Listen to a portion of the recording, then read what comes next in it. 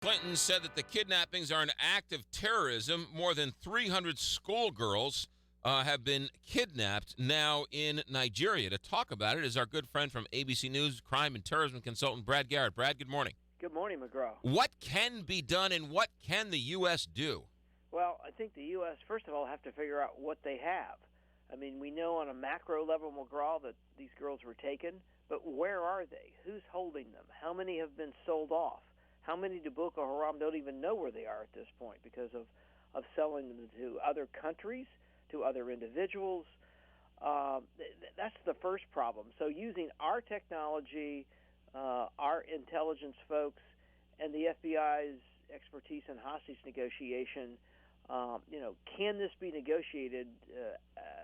Maybe, I think, is the answer. It's certainly going to be a lot easier than trying to go operational and go into northern Nigeria and try to look for them. This is an interesting story because it's a foreign country, and yet the FBI is being called in. And that's because, McGraw, the FBI spend a lot of time dealing with international abductions. And they have connections. They know how to figure out what's the best way to communicate. And how do you communicate with this completely crazy guy, this Abu Bakr Shakal, who runs Boko Haram, who claims he talks to God? That you're going to have to get to him in some form or fashion. Do I think he would probably give this up for a certain amount of money? Maybe.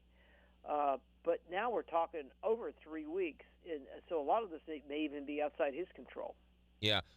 Nigeria has asked for the U.S.'s help, but some people are criticizing that they haven't asked for enough of our help. How does all that work? Well, I mean, you can't just walk into foreign countries. I guess you can, and, you can Bigfoot your way in, but that isn't, we have a relationship with Nigeria. So when a country has a problem, they reach out to us. Some are much more forthcoming about what they know and what they will allow us to do. I mean, I have worked in countries that will remain unnamed where I could almost function as a regular FBI agent within the country because they gave me that informal power. Now, will the Nigerians do that with the military and the FBI? My guess is no. But I think they'll be forced because this case has such an international spotlight on it. They're going to be forced to listen to us. And maybe, if nothing else, correct what's presently going on and what may happen in the future. But the FBI is better at finding this guy and finding out what's going on than, say, our military? No.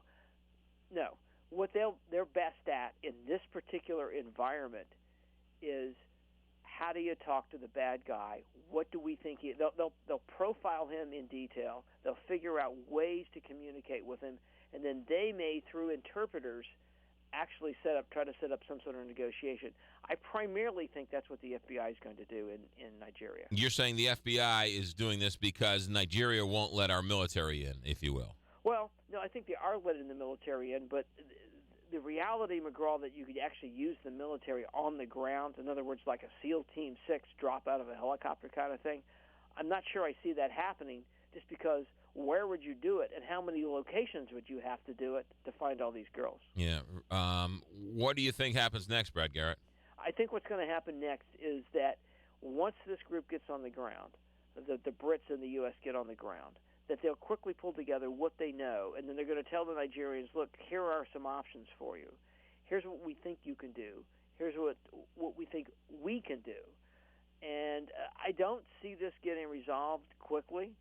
And as we both know, the longer it goes on, you got more girls going into really bad situations. Does it at least shed a light on, I don't know if it's officially sex trafficking, but it is abduction of young girls, and I can't imagine sex trafficking is far behind. So does it at least shed a light on this international problem?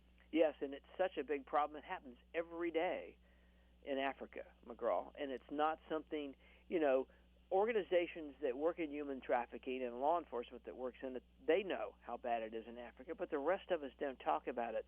This case has brought an international spotlight on human trafficking, and that the number of children and women that are abducted every day in some different countries of Africa and sold either into sex exploitation or just slavery, yeah, to work domestically or in a factory or wherever, is really, by our definition, off the charts. And we shouldn't just say it happens in Africa. It also happens right here in the U.S. every single day. Of course, but Yeah. nothing to the degree.